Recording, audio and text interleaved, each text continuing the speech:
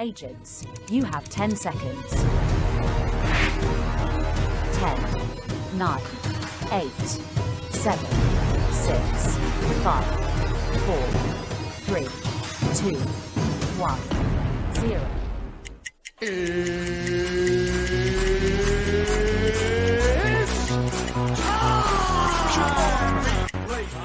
Second, 2 out, Palmero over the head of Jenks. Uribe charges, throws, out! And the White Sox have won the World Series. Open, Chicago with the lead. Chicago Bulls have won their 6th NBA championship. Under it, and to the middle with the 15, to the 20, breaks free of the 25, to the 30, to the outside, 40, midfield, 40, 30 to the coast, 20, 15, Hester 5, touchdown Bears! Time in 6 seasons, it's one goal achieved. The Chicago Blackhawks win the Stanley Cup. A little bouncer slowly toward Bryant. He will glove it, throw to Rizzo. It's in time, and the Chicago Cubs win the World Series. What up, what up, what up? Welcome to Shawn and Maya in the morning on this TGI Mickey Ficky Friday.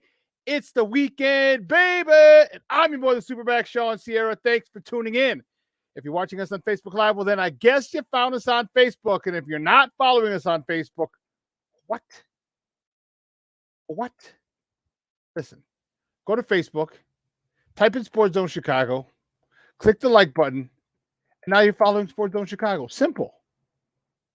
All right, but wait, there's more. Wait, there's more. Uh-oh. Go to Shawn and Maya in the morning. Go to the show's page. Go to Shawn and Maya in the morning.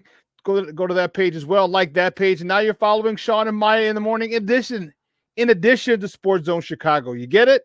Got it? Good. If you're watching us on our YouTube channel, excellent. And if you're not subscribed to our YouTube channel, for real? All right, listen. Go to YouTube. Type in Sports Zone Chicago. Click the subscribe button. Okay? Click the subscribe button. Also, click the notification button. That's the little bell. That's the little bell right next to it. And what that does is that'll let you know anytime a show from Sports Zone Chicago is going live. Now, if you're watching us on our mobile app, I like that kind of party, baby. And if you don't know, you better ask somebody. We have a mobile app. Where have you been? Listen, what are you doing? What are you doing? All right. So wherever you go get your apps from, do it. All right. Whether it's iTunes, Google Play, Amazon, Walmart, Kmart, 7-Eleven, Zayre, Zemsky, Macy, Montgomery Ward, Venture, Woolworth, wherever you get your apps from, you go there, you type in Sports Zone Chicago, you download it, you take it with you on the go. So not only do you get Shawn and Maya in the morning 3 days a week, not only do you get our other live shows throughout the week, not only are they archived there like they are on Facebook and YouTube, but I'll tell you what, we give you a slew. And I mean a slew of articles, thanks to my man Clarence, Council III. Big up to Clarence for keeping you abreast of all articles Chicago sports related. Now, if you are watching us on our Roku channel, now, baby, I like that kind of party. Yay. If you didn't know, you better ask somebody. Sports Zone Chicago, we have our own Roku channel, baby. What are you doing? How do you not know? How? Why? Why ain't you know? Why ain't you know? Come on now. Listen. Here's what you do. Here's what I need you to do. All right. Download Sports Zone Chicago's tile. All right. Put it right next to Hulu, Netflix, Paramount Plus, Stars. You've downloaded these. Showtime, you're getting ready for Billions. Billions is back.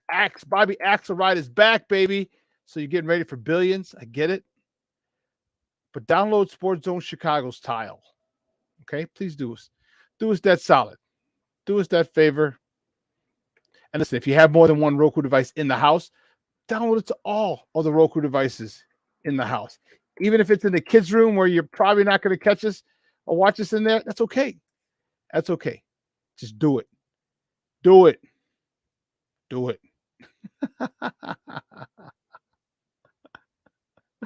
Oh man, that's funny. Listen, what am I doing here? What's going on? What are you doing here? Here we go. So we have a phenomenal show, but we need you to get interactive with us. So whatever platform you're watching us on, whether it's Facebook, whether it's YouTube, whether it's our mobile app, leave a question or comment on that platform. You can't do it on Roku. You can't get interactive with us on Roku. So here's what you do: you watch us on the our Roku channel on the big screen, and then just text us on your phone. Simple. It's not that tough. But listen, we have a phenomenal show, but we need you to get interactive. And man,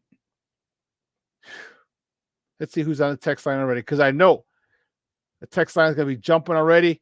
Because man, people were talking about my workout this morning, which was a son of a gun. It wasn't that tough of a workout. It was just that it was a sprint workout. I'm okay with it. Don't get me wrong. I'm not complaining. I'm just saying today was tough. Okay. But as my guy Junior says, another day, another victory. That's what we used to say when I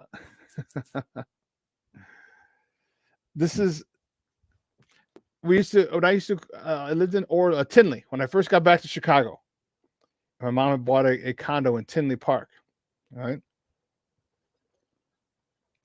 Oh, some good tea. I make a great cup of tea. I make a great cup of green tea. Just the perfect amount of honey in there.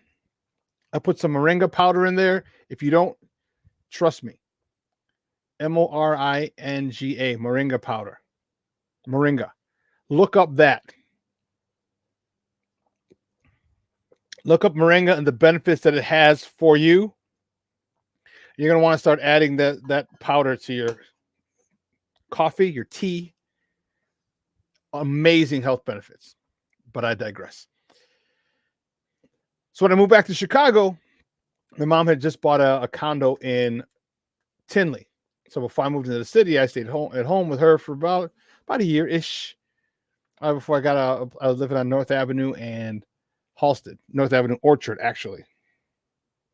And so it was, so Junior and I was teaching. So Junior lived up north, and we would always go to was it Gold's Gym? Was it still a Gold's Gym? Put it in the comments, Junior. I don't remember. I thought it was a Gold's Gym. But anyway, we went so I would drive from Orland or from Tinley because it was open 24 hours, the gym.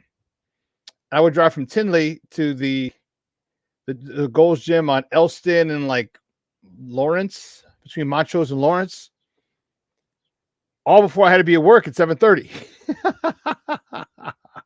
So we'd get there like 4 or 5 o'clock. We would, get our workout in. Remember those nice shoes I got you, Junior, the Bears color ones?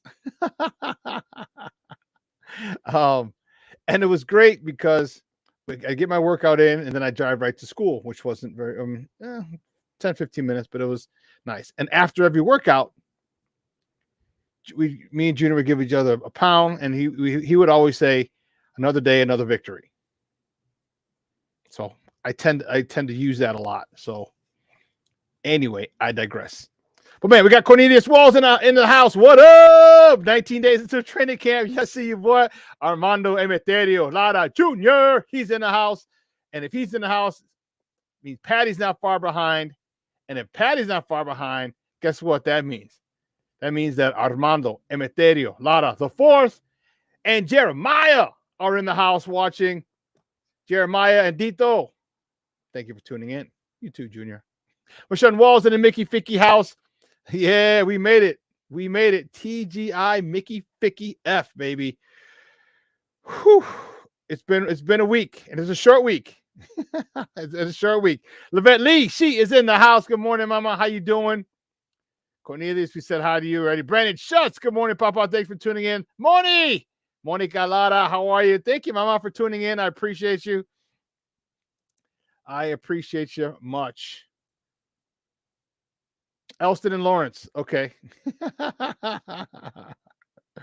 Elston, yeah, just south. Look at half a block south of Lawrence. Elston and Lawrence. Was it a Gold's Gym back then?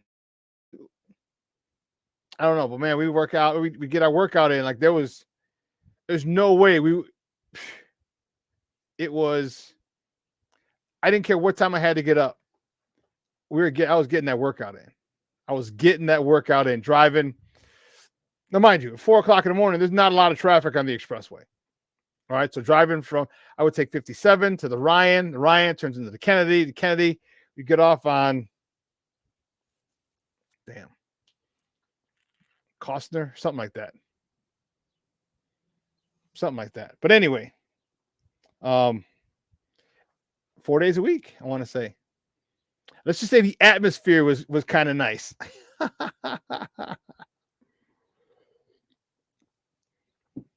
The atmosphere was nice.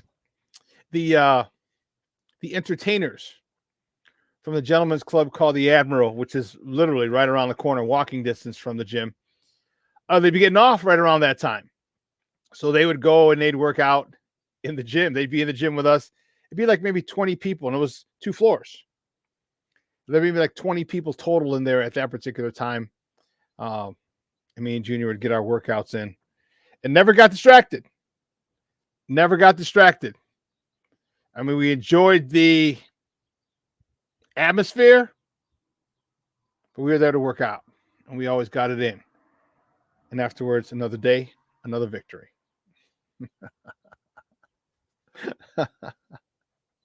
Man, listen, we got a phenomenal show for you today, man. I am fired up. Emilio Bucks is going to join us at 9:30. We're going to talk baseball. These baseball teams, they're killing me, Smalls. They're killing me.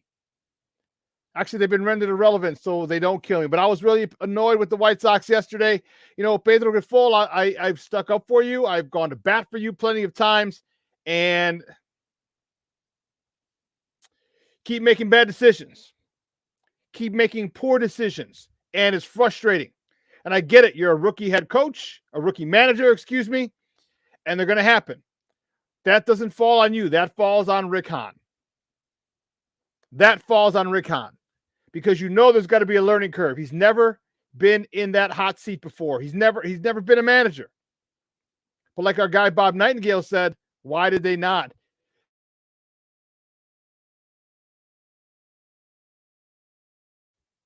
Pardon me. Bob Nightingale said, why did Kansas City not hire him from within? They passed him over a couple of times. They obviously knew something that we didn't. Because if he was that, I don't want to say qualified, but that enticing, there we go. They would have signed him from within. But they didn't. So, yes, you made a bad call by not double stealing yesterday, and that's fine. But you got to have managers. I mean, you got to have bench coaches. Your bench coach, Charlie Montoyo, he should have said, hey, double steal.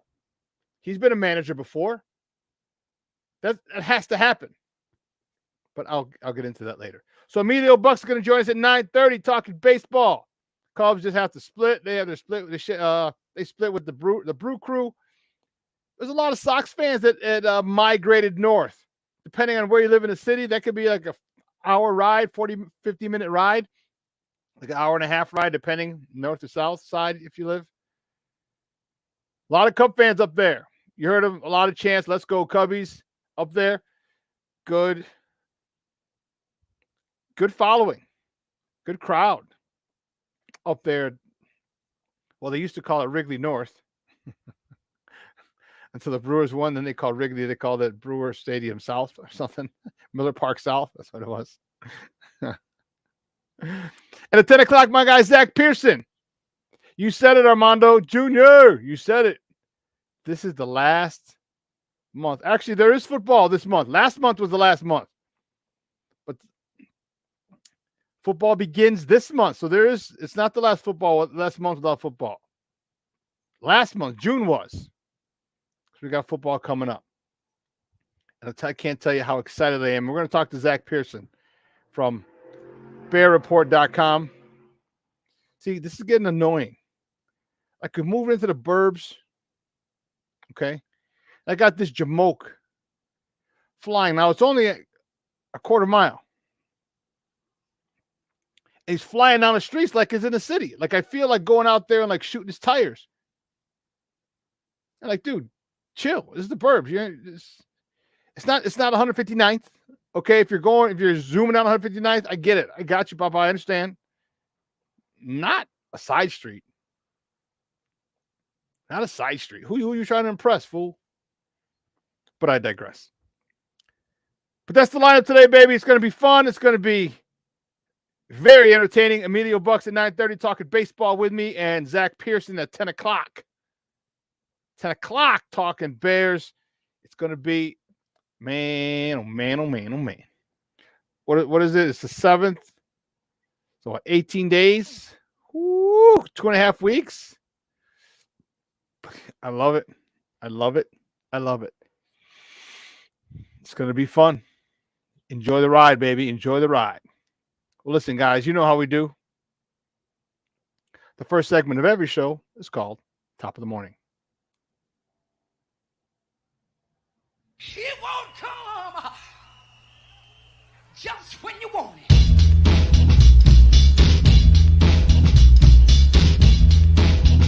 Top of the morning to you.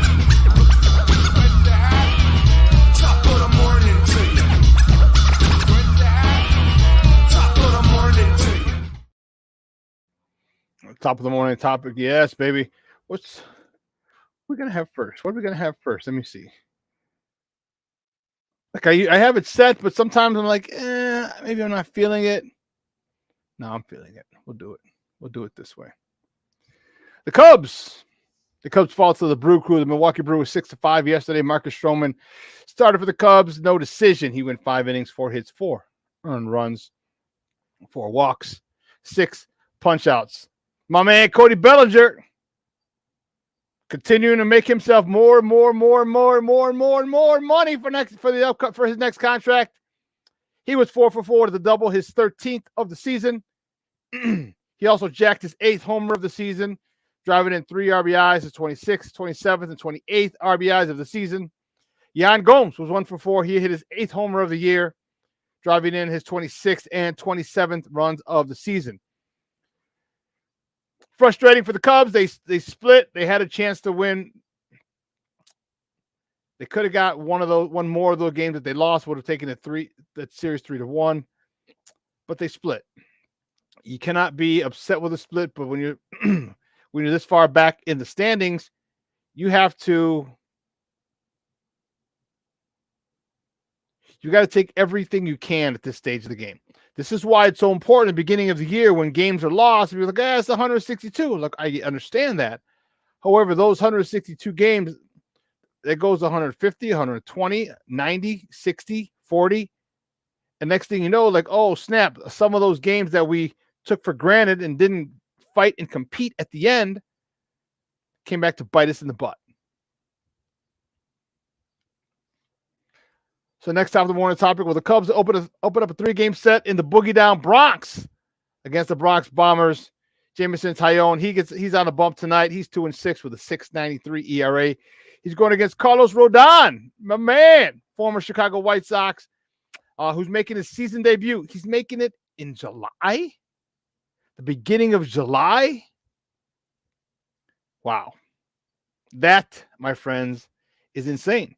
6:05 first pitch. It's on the Marquee Network on the TV side and on 670 AM on the radio side. My guy, Carlos Rodon. The White Sox had a twin billing yesterday at home, and they lose game 1 of the doubleheader to the Toronto Blue Jays 6-2. Lance Lynn, he started the game, got a no decision. He is upping his trade value big time. He went 7 innings, 1 hit of scoreless baseball, 1 walk, 11 punch outs. Oscar Colas was 1 for 4 with a double, his 3rd, driving in his 8th RBI of the year. And that was a rocket, too. That was, I think they said that was 112 miles an hour off the bat, exit velocity. Like, I don't really care about that stuff, but it sounds good. I just care about it to see how hard a guy hit it. Like, it's not necessary for me. But since you're giving me how hard, now you can compare. And it sounded great. When we were watching the game yesterday, and it sounded like, I mean, it was, I thought he was going to get a triple out of it. It went to the corner in right field. But He hit that sucker so hard, it bounced around, and he wasn't even out of the box, basically. And that thing was heading toward the corner. That's how hard he hit that sucker, man. That was, when you're at a game and you hear the crack of a bat, there's a certain sound it has. And that, if he didn't elevated it, that was a home run. If he would have elevated it at all, that was a home run. But I digress. The Sox lose it by giving up 6 runs in the top of the 11th. If you follow me on Facebook, which you should, I posted this and I was livid. I want to say top of the 10th, was it? Yeah. Top of the 10th. All right. Lou Bob was up to bat. TA made the last out. TA was on second. Lou Bob was on first. Nobody out. First and second, nobody out, and they don't double steal.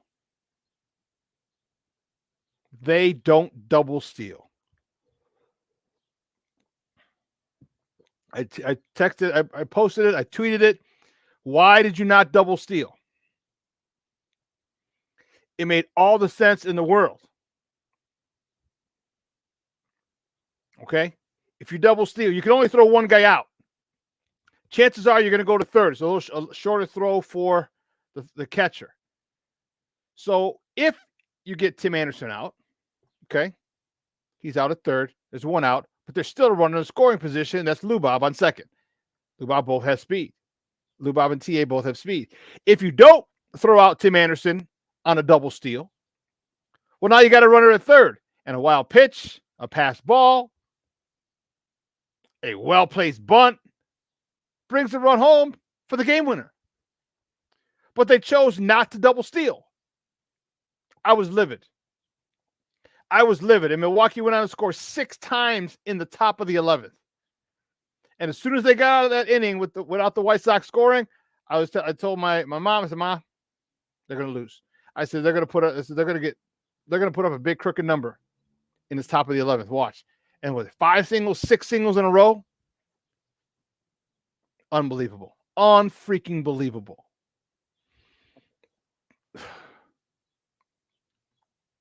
This team, I'll tell you. So they lose game 1. Like, okay, well, we really have to buckle down. And they did. But guess what? Game 2, they lose again. They lose to the Jays 5-4 this time. Schultz, he got the start. No decision. It was a bullpen game. No decision, 4 innings, 11 hits in 4 innings. Are you kidding me? 3 earned runs and a K. Andrew Benintendi, he's 2 for 4 with a double, his 23rd. TA, he was 1 for 4, driving in his 13th RBI. And Eloy, hi, Mom. He is 1 for 3, hitting his 12th homer of the year, driving in his 39th and 40th runs of the season. The White Sox are 15 games under 500. That is the worst. This is their season worst. They were 14. That was the worst before yesterday. 15 games under 500.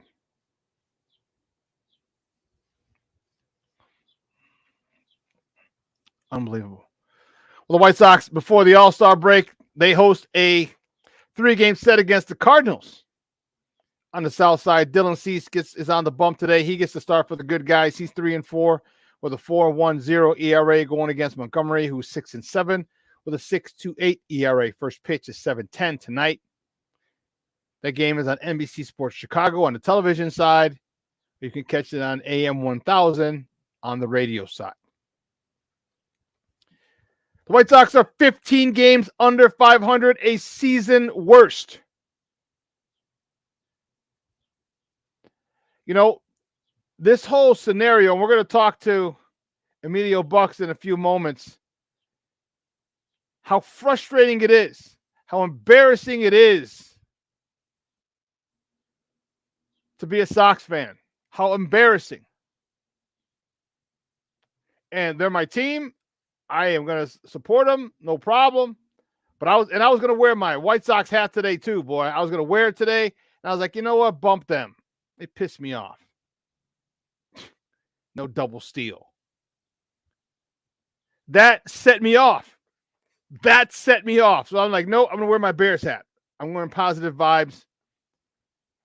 And it got me fired up because it's not just the biggest thing for me is this. This is the biggest thing for me. You have an abundance of talent. An abundance of talent. There's two things that are wrong with this talent, with this situation. One, the front office will not stop meddling in these affairs. The front office wants to be the shot callers, big ballers, 20-inch blades on the Impalas. But you're not baseball people. You haven't played the game. You're executives. Kenny, yeah, he got one. He caught lightning in a bottle. God bless him. But Rick Hahn's not a baseball guy. They're making poor decisions. They want all the decisions to be made up in the front office and not by the manager. And two, the health. The health of these players is horrible. They're soft. Everyone's getting hurt. I've never seen such a compilation of some sissy-ass people who get hurt over the easiest thing. I'm on the 10-day IL for vaginal soreness. Get the hell out of here. You piss me off. You know, the mentality of Cal Ripken, Mr. Iron Man, those days are long gone. And it's frustrating because Kobe had it right, Mike had it right, Larry Magic had it right. What if that day there's someone in the stands who saved their money for this one game? If you go to a Sox game, that shit ain't cheap. $30 a park for starters. If you're in the lower level, we're talking $25, $30 for a seat. So you're two people, 30, 60, plus the parking, 90. Then you got to eat. That shit ain't cheap. We're talking a good $50. So we're talking $150 minimum for two people to go to a Sox game. And depending on your financial situation, it could be a little more than you may be able to afford in your household. So when superstars say, hey, listen, I have to play today because there's one kid out there, there's one fan out there that saved their money to come see me play today. They won't be here tomorrow. They won't be here next week. They can't afford it. They have other real life situations they got to deal with. My ass is going to play. Where's that mentality? Where is that mentality gone? Because it damn sure isn't pervasive throughout Major League Baseball. Now with load management and days off. Days off? You play baseball. What the fridge crackers are you doing? What is so stressful in playing baseball that you need a day off after 5 days in a row? How about you talk to some people who work 6-7 days a week? But I can't perform. It's 4 days in a row. I need a day off. What? You stand at your position majority of the game. You got me fired up now. My next guest, I know he's going to get me fired up too, man. Especially talking about the Southsiders and the Northsiders. He's going to join us right after the break. It's my man, Emilio Bucks. He's from the Plunked podcast on Chicago Clubhouse Network. We're going to get into it, baby. We're going to get into it. Because I'm fired up. It's a Friday. I had a great workout. Had a great day of trading, great week of trading this week. Great workouts on Wednesday. Great workout today.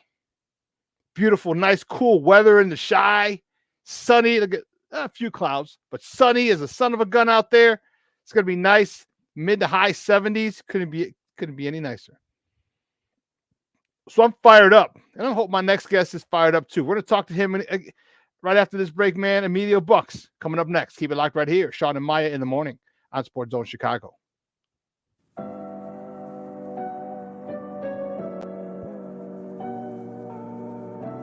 How do you take care of your mind health? For my mental health, I meditate in the mornings. I have my dogs. They're the best. I just find ways that help me just relax. Finding things that make me happy, like being close to my family. I meditate a lot and read books. I have hobbies outside of the game. I'm able to switch off. I'm able to turn my brain off from the game of basketball. Your mind health matters. Your mind health matters.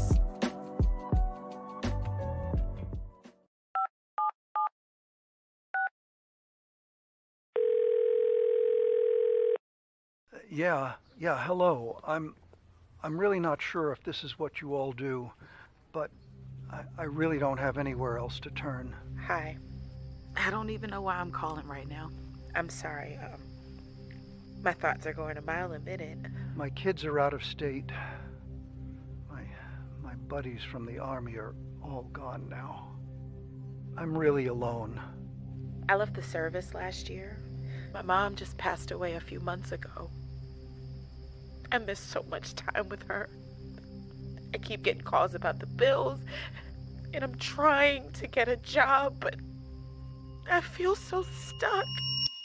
Okay, ma'am. I'm glad you called. Okay, sir. Let's stay on the line and walk through some things.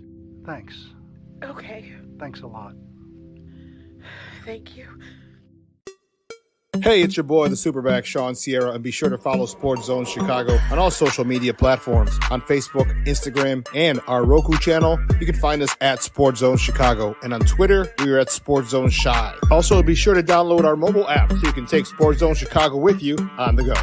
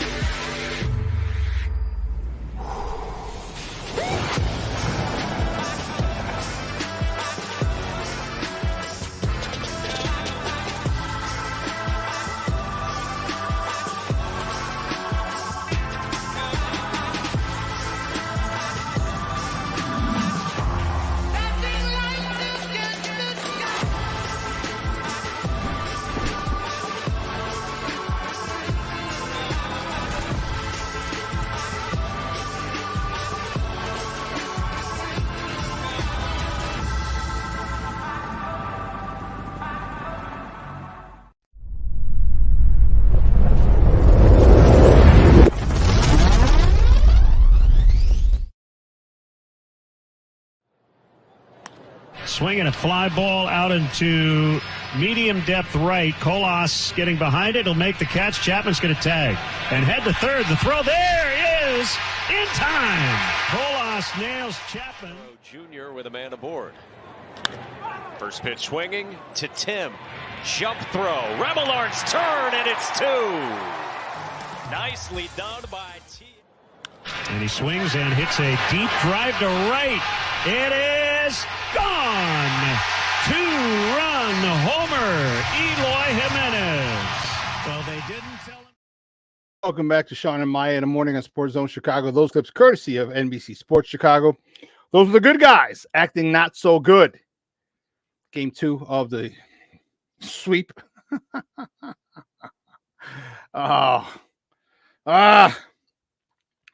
Anyway, my next guest is a good friend of the program. You've seen him on here plenty of times. You know, he's always welcome here on Sports Zone Chicago. He's from the Plunked podcast. Plunked at Plunked Chicago. It's on the Chicago Clubhouse Network. You can check him out on Twitter at ebucks76. Guys, let's welcome back to Shawn and Maya, my guy, Emilio Bucks. Emilio, what's up, Papa? How are you? Well, good morning, Shawn. What's going on, brother? Man, how you doing? Oh, I went ahead and put the Sox hat on anyways. It's okay. It's okay. I know you couldn't bring yourself to put it on today. I understand totally. Yeah, I couldn't do it, Papa. I was just so mad at him yesterday. I was pissed off. I was cussing at him. I watched so much Sox baseball yesterday to just be so disappointed. And dude, as soon as I'm telling you, so we're watching the game, and the announcers were saying, well, they'll probably walk Lewis Robert. They don't want to deal with him. But because that was the 10th, if I'm not mistaken, the bottom of the 10th. Like they're probably going to walk Lewis Robert. They don't want to deal with him. I'm like, all right, double steal. That's just a given. Double steal. Because I don't think you're going to ask Eloy to bunt. All right, because I know that's asking a whole lot of stuff that he can't do. Right. Which is a whole nother conversation. But you're a major leaguer, don't know how to bunt. But I digress. And I'm like, why aren't they stealing? Why aren't they stealing? I should have been first pitch. That should have been first pitch. I don't give a shit what the metrics say. I don't give a shit. I'll still have a runner in scoring position. Be aggressive. Be aggressive. All right? Because if you don't throw out TA, then you had two fast dudes on a base pass, TA and Lou Bob. If you don't get TA, now you got to run in a third, a wild pitch, a pass ball. Dude, talk to me about that. And were you expecting that to double steal, or what were your thoughts about that? Did you want them to double steal? And if yes or no, and then when they didn't, how did you feel at that point? What I see, especially in these extra inning games, is a lack of aggressiveness, a lack of awareness. The Sox can never get that guy over who's on second. I don't know what the stats are, but I don't know what we look like in extra inning games, but it can't be good. No, it's not. It can't be good. They never get that guy over from second. And it's a lack of awareness. And I got to look at the manager. I got to look at Pedro Grifol on this one. A lack of aggressiveness on the base path. Just a lack of strategy by Pedro is constantly biting us in the ass. He puts in pinch runners in the 7th inning and pulls Eloy. This didn't happen yesterday, but I've seen him put pinch runners in trying to win the game in the 7th inning. It's like, bro, there's 9 innings to this game. You're pulling out one of your best hitters in Eloy to pinch run for him, and it's only the 7th inning, and now he's missing an at-bat. Yeah. It's just a lack of awareness by the manager. So let me ask you this, though, Emilio. How much is it on him because he's a rookie manager? I don't give a damn what job you start, new position you start. There's going to be a learning curve. To me, this falls directly on the shoulders, directly in the lap of Rick Hahn because of his refusal to get a veteran manager, his refusal to hire Ozzie, his refusal to even interview Bochy, his refusal to look at Joe Madden, his refusal to look at Joe Girardi, his refusal to get a World Series winning manager here with a team that's World Series ready. What the hell is his problem? We went from having a manager in Tony La Russa who was almost too experienced, if that's possible. Way overqualified for this. Way overqualified, way over experienced, to a guy who had never sat the seat before. It's like, why didn't they find the middle somewhere? Yes, this does fall on Rick Hahn. He picked Pedro, but Pedro's got a staff of guys. Charlie Montoya should have been one. Charlie Montoya, he's a former skipper. Manager. He should know. Should have been run. First pitch. Don't waste time. Don't, you know what I'm saying? Or second pitch. Maybe first pitch is coming with a fastball, so the ball's going to get there a split second sooner. Maybe second pitch is going to throw a breaking ball. Go on the second pitch. Assume it's a breaking ball to give us an extra half a step or something with these guys. What, dude? I was so livid. I'm telling you. I wish I had a direct number to the dugout. Dugout. Run these jokers. Run them, man. And then you saw what happened, and then they put up a big crooked number in the 11th. Aaron was a bummer yesterday. That's for damn sure. And he's got the perfect last name. Man. Using Aaron Bummer in a high leverage situation, you know what's going to happen. And he'd been good. He'd been good, but it wasn't right. Like when they didn't do that and he came out, it's set up for a big inning. Like, okay, we had runners on first and second, nobody out, we can't score. Yeah, we're gonna lose. You already knew. Yep. You already Yep. knew. So It's quite unfortunate. I mean, we're seeing a team that's constantly underachieving, just not a smart playing baseball team, dating back to last year and even the year before. I'm at a loss for words of how disappointing this ball club is. The amount of talent that this team has, and you see it in spurts. You see it in spurts of how talented this team is and what they're capable of, but they just cannot put it together on any sort of consistent basis. You had a great showing by Lance Lynn yesterday. big time. Gave up 1 hit, no runs, and you wasted on, not being aggressive in the 10th inning. That 10th inning, that runner on the base path, that's supposed to benefit the home team a little bit more because they can walk it off with that. And they couldn't get one stinking run. Dude, when they held them in the top of the 10th, I'm like, yes. I said it. I was like, we got to score here. And then when I heard because you knew if up, they didn't do it in the 10th, it was not going to happen. And then I remember Tim had made the last. Oh, okay. So Tim Anderson's on second. It means Lou Bob's up next. I'm like, we have to do it right here. We have to, otherwise, game set match. Perfect. We're in the heart of the lineup. Mm-hmm. We got all the speedy guys on base. Oh, you're gonna walk Lou Bob? Cool. We got 2 speedy guys on base. And what happens? Nothing. A big fat nothing. So people have talked about, Emilio. They've talked about trading people, being sellers at the deadline. Who the hell are people going to want on our team? Now, Lance Lynn helped himself yesterday. He's continuing to help himself with a 7-inning 1-hit performance. But who are people going to want? Do you think they're going to want to take Yo-Yo's contract? No. No. You're going to want to take TA? No. I mean, TA, as good as he is, I mean, he's just having a bad year, but it's a bad year. Eloy, I mean, Dylan Cease is having a down year by his standards. How many people want Giolito? Who the hell are people? Who can we trade that people are going to say, okay, we'll give you a bag of baseballs for? Bag of baseball. Well, I think if anybody is tradable on this team, I would look at the pitching staff. Obviously, Giolito is tradable. He's having a pretty good year, and everybody needs pitching, especially going into the postseason. So Giolito, Kendall Graveman is definitely tradable. Closer, yeah, because there's only 3 untouchables, and that's Lou Bob, Cease, and Vaughn.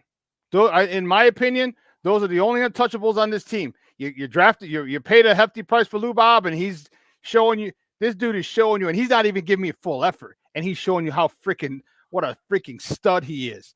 And it's interesting. Ever since he got benched in that game, he's been something happened. Holy shit! Whoa, maybe a little tough love is what these people need. Crazy. See what happens when you hold players accountable? Stop it, Emilio! Stop it!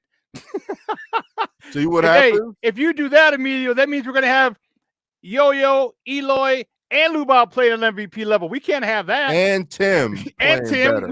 We can't have that. All 4 of them playing at an MVP level in the same season. Stop it.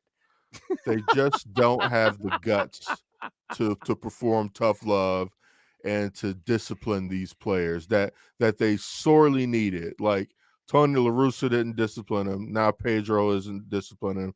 And that was what was missing from that 2020 squad. Bingo. That's the one thing that was missing, was just a little bit more discipline to bring everything together. And what do we have? We got a lot of vaginal soreness, as you mentioned. A lot of just not smart. I don't want to call anybody dumb or stupid, but just not smart baseball. Low baseball plays. IQs. Low baseball IQ. No, low baseball IQ. Low baseball IQ on the base path, in different hitting situations. And so much of that, I tend to look at the manager on it. What happened to all of these things that Pedro was supposed to instill? We're going to kick your ass. Remember that one? We're going to come every day. We're going to kick your ass. Well, you not running when the runners on first and second, nobody out in the 10th inning is not trying to kick someone's ass. That's hoping to, yeah. And they turn around and they thank you, sir. May I have another? Thank you, sir. May I have another? Is what they did to us. That was unbelievable. So now, talk to me about Benintendi. How you liking him? Benintendi has been worth the money. Okay. I'll say that. And as far as him being the highest paid signing ever, that's just a matter of, the timing and the pay scale where we are right now in 2023. You know what I mean? So I never have an issue with what guys are getting paid. Hey, negotiate your contract and get as much as you can get. I'm not mad at anybody for getting paid on any level, and especially sports. He's leading the team in batting average, which is not what you would have expected. Leading with a 282 average. He's a professional. He comes to play. He comes to work hard every day. He's been great in left field. He's tied up that left field position quite well, much better than Eloy could have ever done. Yep. I like what Benintendi's done. He's a pro. He's a pro, and he comes to play every day, unlike some of his teammates. Guys, we're joined by Emilio Bucks from the Plunked Podcast, talking White Sox baseball here on Shawn and Maya in the morning on Sports Zone Chicago. Yeah, I didn't want to tell you how I felt about it, but I like him. I like him a lot. I hope they keep him. This is a guy because he brings a winning mentality. He brings a good business-like approach. He prepares for the game very, very well. You can tell by his at bats. And it's great that we need someone like that. Now that Jose Abreu's gone, we need a guy that, that people that play youngsters can look up to and say, okay, I see this guy coming to work, putting in the work every single freaking day. Absolutely. Right? That's what they need to see. They need to see more guys like that. And I don't know where they're going to get them. Talk to me about the rest of the pitching staff. And you said that might be one to go on. What about the starters? I mean, Lance Lynn might be able to flip him because he's doing well. What about Kopech? Kopech, I think that he is still kind of playing under his possible level. He lacks consistency. You see a game or two where, like, okay, this is the Kopech that we signed up. Mm-hmm. This is the guy that we signed up. But then he goes out and can barely get through 4 innings the next game. Yeah. I'm not sure how valuable he's going to be in the postseason to anybody. I think him and Cease are the only ones we have under contract for sure going into next season, I believe. And I believe that it's a case where Kopech is probably more valuable to the White Sox than he is to a contending team as far as trade bait goes. Just my opinion on that. But he's got some things to work out. He's got to be able to stay healthy. There we go again with that vaginal soreness again that you mentioned earlier. He's just got to be able to stay healthy. And I like what he gives us more than not. But I don't know if a team is going to be willing to take a chance on him going into the postseason. I just don't quite see it. I was on a Facebook discussion. It wasn't and I'm glad. I don't like when people start getting crazy and start name calling. Come on, dude, I'm not 12 anymore. All right. But someone said, well, why don't you just trade him for prospects? I'm like, prospects? I'm like, Yoel Moncada was the number 1 prospect in minor league baseball a few years ago. And after he left and came to the bigs, Eloy was one of the top prospects. I was like, Luba was one of the top prospects. I'm like, prospects aren't always gonna hit. How many first overall picks in the draft turn out to be studs? This isn't the NFL. This isn't the NBA. Right. I mean, you get your guys late in the first round, second round, third round, sixth round, eighth round, supplemental draft, supplemental draft. I mean, you got neighborhood tryouts. This is where you get all your guys, not necessarily in the first round for prospects, and it's frustrating, because I still think this can be fixed, but it's got to change at the managerial level. It has to, and I don't think they're going to do it. And that's why it won't get fixed. Because if you brought in a manager, so at the end of the season, and it sucks because we're not going to win the division by any stretch, even though we're only 8 games now back. No, you bring in a guy who has a World Series pedigree. Players will listen. You bring in a guy, the Sox are 7.5. Okay, you bring in a guy who holds players accountable. Okay, when he talks, people listen. Like E.F. Hutton, remember that old commercial? Oh yeah. When he talks, they listen. Right? Yeah. You bring in a guy like that, you can save this thing. And you got to tell him, listen. I understand that a lot of athletes today are a little softer, but if you come out as a manager and say, "Hey, listen, if you have thin skin, get out. I am not going to hold back. You're a grown-ass man. You're 23. You're 25. You're 27, 29, 30 years old. All right? If me getting in your face telling you played like shit today hurts your feelings and you need a day off, sit all right, down. you might need to pursue another career. Yeah. All right? Because I'm going to tell you, this is how I talk to my players. I need you to understand it in no uncertain terms. I'm not going to sugarcoat it. I'm going to say in the media, you know what? He had a bad game today. They need that type of manager. And for whatever reason, well, we know the reason. It's all about ego. It's all about ego. All right. Tony Russo hired. That was Jerry flexing his muscle and his ego because it's my toy and I can do what the hell I want. And then it was Rick Hahn not hiring any World Series champion managers because it was his ego. He wants to be the golden child. Like everybody, all the other general GMs in baseball, they want to be the golden child now, not the managers anymore. It's ego, man. That's what's bringing this team down. And when people allow their egos to take over, this is what happens because you get a talented team who and Ozzie Jr. posted on my posted on my thread yesterday. He's like, there were just a bunch of individuals. Right. I mean, look at Lubob. Yeah. Dude, how many times have you seen, Emilio, Lubob take one out, and then the next 3 at bats just look like he's someone they picked up off the street. Yeah, head not staying down, pulling out his head all over. It happens far too often, and that to me just shows you how you're not obsessed with the process, and that to me is the problem. You must be obsessed with the process because the results will show.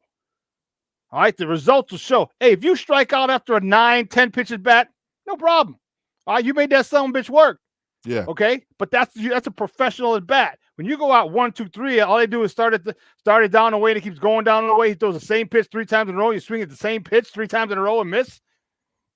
Really? Tim Anderson, Eloy Jimenez. Yeah. Yo Moncada when he's healthy. Lubob when he's not hitting homers. So it's either homer or nothing. It's all or bust.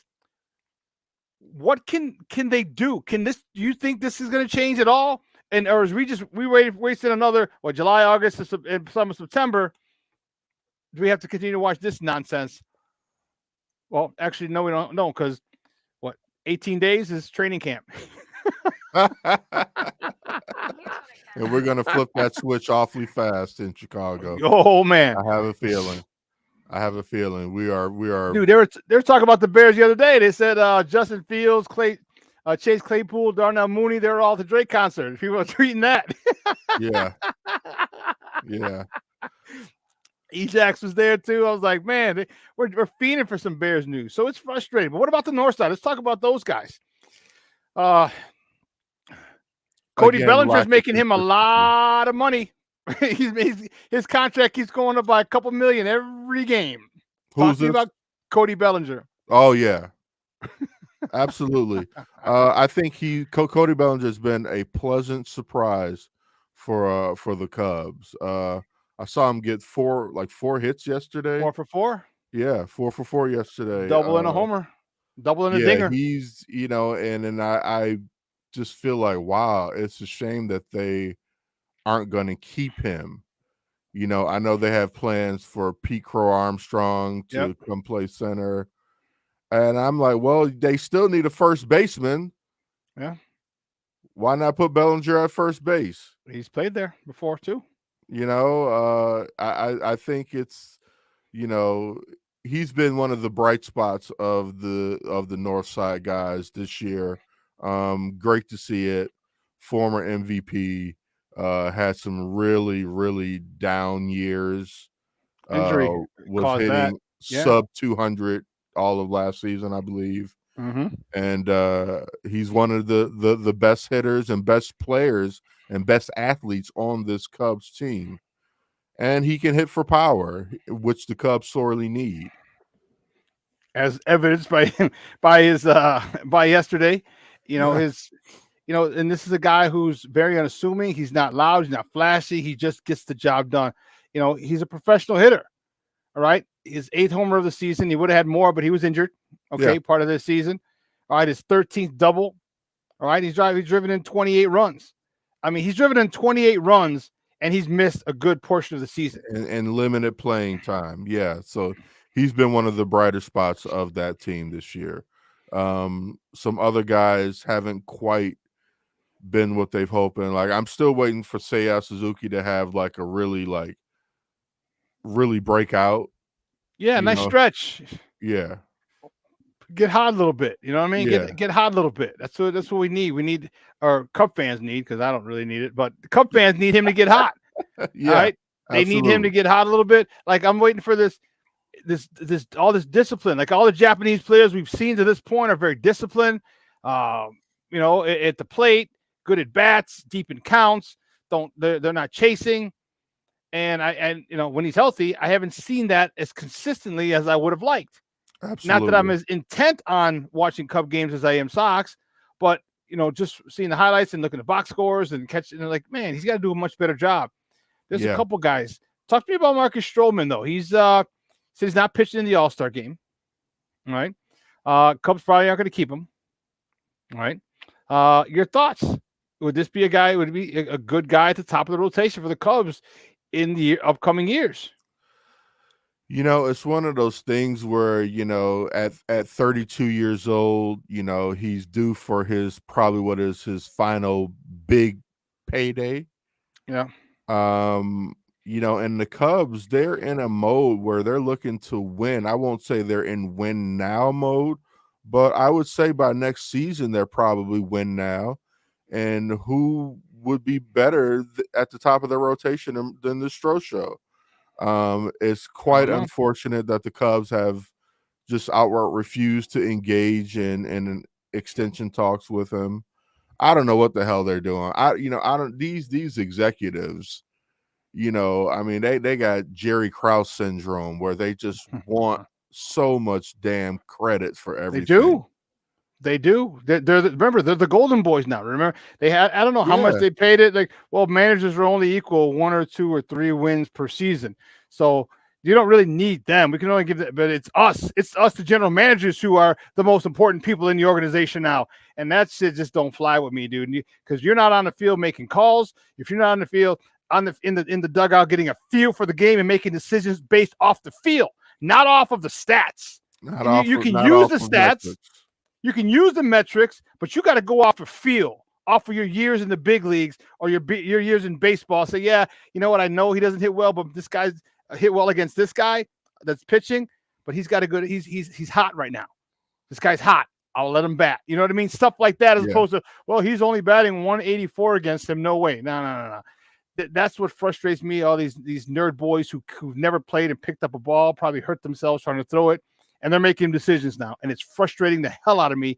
It's in most sports, but especially baseball. Yeah. And you've seen guys like Theo Epstein come in and make a difference in Boston and then in Chicago. Mm-hmm. And and that leads to this myth of the GM being the most important thing on the team, and it's just not true. They're not the ones suiting up. They're not the ones on the field watching the game, in the game. They're not the one making decisions during the game, on the fly decisions during the game. They're supposed to hire a guy to do that. To do that. That's what the Jesus, manager's for. crazy. That's his job.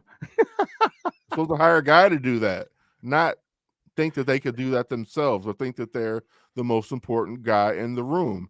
And you see it on the south side. You're seeing it on the north side. It's just a shame, and then you see it in places like New York with the Mets, where you got a guy who's spending all of this money, and and the Mets are underperforming. You know what I mean? It's you got to have the right mixture of guys. And going back to the Sox really quick, you mentioned that you just got a bunch of good players, but not a team. And I feel like that's the manager that's supposed to make that gel. And, I don't have a huge problem with David Ross, but I don't think he's the guy that's going to take the Cubs to the next level. I don't think anybody believes that. And it's just a matter of, well, what is Jed Hoyer going to do next? And, it's just way too much. I mean, these GMs, they get all of this media coverage now. They're calling in to the score now, and it's just way too much involvement with them. They're like Suge Knight of baseball. They're all trying to be all in the videos and taking over. It's unfortunate, and it takes too much attention away from the guys who truly matter, which are the managers and the players. Emilio, great stuff, Papa. I appreciate it. Love our conversation. Me and you could talk baseball for hours. Yeah, but do me a favor before we let you go. Let everybody know where they can find you and your work online. You can catch me on this Sunday at 8:05 p.m. Central Time on the Chicago Clubhouse Network. Our podcast Plunked is one of the shows that we do, and you can catch me on Twitter, Plunked Chicago, or at eBuck76. Why are you doing the TBS time? You told me last year, and I don't remember. Why are you doing like at 8:05 Eastern? That's just an ode to the old school. It really goes back to my love of NWA wrestling. Oh, and they're on TNT and TBS. 5:05 Saturday evening start time. So I brought that back, and we do an 8:05 start time. Okay, all right, I like it, man. I like it. Hey, we'll be in touch back soon. in the day, the TBS Superstation, baby. That's where it was. Yes, it was. I was thinking about going to the game tomorrow to get that Lou Bob bobblehead. I don't know. If I do go, I'm walking in and walking right out. I'm out. and big ups. We didn't get a chance to talk about it, but big ups to Lou Bob for making the first All-Star game. He's sitting at 25 homers, which is I think like 12 over his previous career high. Previous high. He's still got some work to be done. Man, if you just got him in the right hands, got him focused, dude. He'd be over 30 right now. If you just got him focused, he'd be over 30 by the All-Star break. That would be insane. Ozzy. That's what we need him. Ozzy. Don't get me started. When I hear you talk, I hear Ozzy. Ozzy would have been perfect. Hey, Bubba, you have a great weekend, all right? We'll be in touch soon. Brother. All right now. Take care. Guys, that's Emilio Bucks in the Plunk Podcast. We're going to take a really quick break, and on the other side of the break, we're going to switch gears and talk baseball. Get out, Chihuahua. We're talking football, baby. I'm fired up. My man Zach Pearson is ready. He's in the dugout. He's like, put me in, coach. I'm ready to play. Man, I'm fired up, man. 18 days away before they report to camp on my birthday, July 25th. So please feel free to send a birthday. I'm not going to listen. I know this is completely off topic. Why the fuck would people give you their Cash App for their birthday? Here's my Cash App. Send me money. You're a grown-ass man. You're a grown-ass woman. Make your own damn money. Come on. Now, if it's a gift card, okay, cool. Now a gift card is the same, is for all intents and purposes is cash, or just don't send a grown-ass person cash. You're 28 years old. You're 30 years old. I'm not giving you $30 for it. I'm not sending anybody else $30 for your birthday. Don't give me cash for my birthday. What are you, my uncle? Seinfeld reference for all my Seinfeld freaks. Hey, quick break. And then our guy, Zach Pearson, talking Bears, because I'll tell you what, I am fired up, baby. Fired the freak up about this season. I'm going to talk to him about this, about the position battle, but more importantly, about that edge rusher position. Can we kind of get by? Are we going to do something? What are we going to do? What are we going to do? We're going to talk to Zach on the other side. Keep it locked here. Shawn and Maya in the morning on Sports Zone Chicago.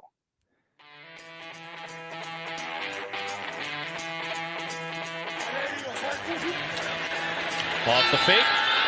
Fields against the grain. Finds Jesse James. Field. With time. Delivers down the field.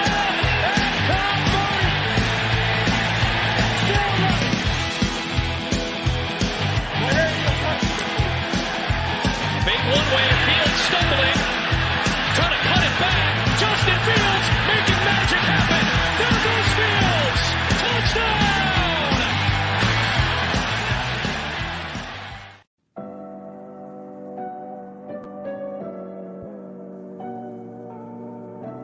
How do you take care of your mind health? For my mental health, I meditate in the mornings.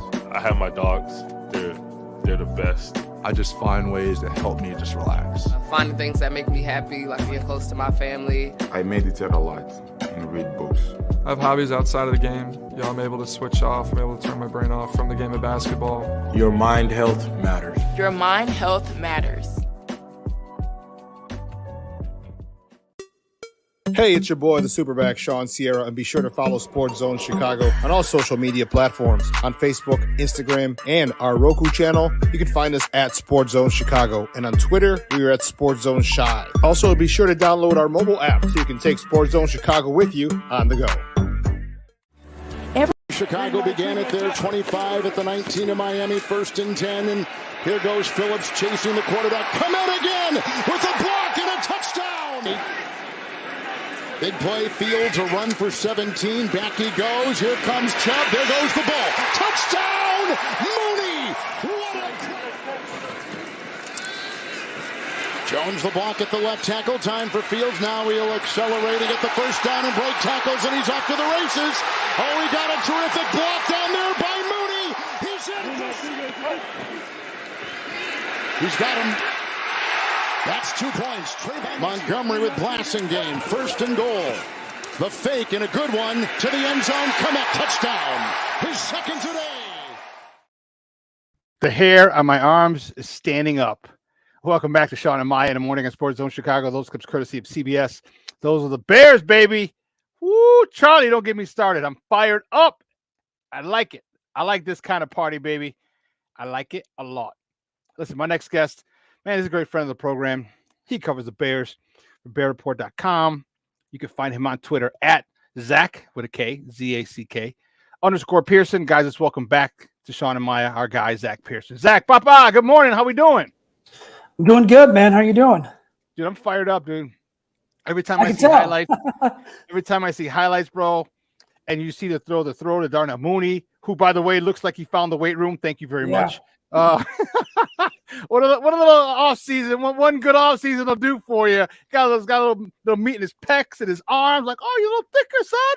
Okay. I like it. That throw to Mooney. That throw to Komet.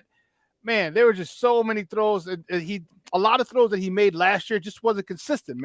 Either bad route running or he didn't have time. But I'm excited, dude. I am excited. Talk to me about 18 days from now. How excited are you going to be going to cover this team? Because there's a lot of expectations from a lot of people and a lot of people who are in the know. Because trust me, it's not so many of the bloggers and everything. It's the coaches. It's the players. They're the ones saying, oh, shit, you better watch out. This Bears team is going to surprise a lot of people. Yeah, there's definitely like a different level of excitement compared to last year. And, when I say that, it's not hard because last year I think players kind of realized what the plan was. When you trade away Robert Quinn, when you trade away Roquan Smith at the deadline, it's kind of, quote unquote, waving the white flag. Obviously, the players aren't going out there and trying to lose, but it was year one of a rebuild. Everyone kind of saw it coming. They were just left with some bad contracts. They were, Ryan Pace, didn't really put him in a great position. Now, you even talk to the veterans like, Eddie Jackson, even a guy like Tremaine Edmonds, who wasn't even here last year. He said to us, it's kind of a different feel. There's an excitement around the building. A lot of that is the quarterback position. A lot of that's the defense, new faces on the defense. The rookie draft class is getting a lot of hype, and rightfully so. It's been exciting, but it could be exciting all summer, and they could come out, and if they're flat in week 1 and they're flat in week 2 and they're flat in week 3, it's going to be very deflating. So now we got to see it all on the field, and the first step in that is training camp. Now we're 18 days away. The first 3 or 4 practices are non-padded, so it's kind of just going to be getting out there, getting used to the motions of training camp.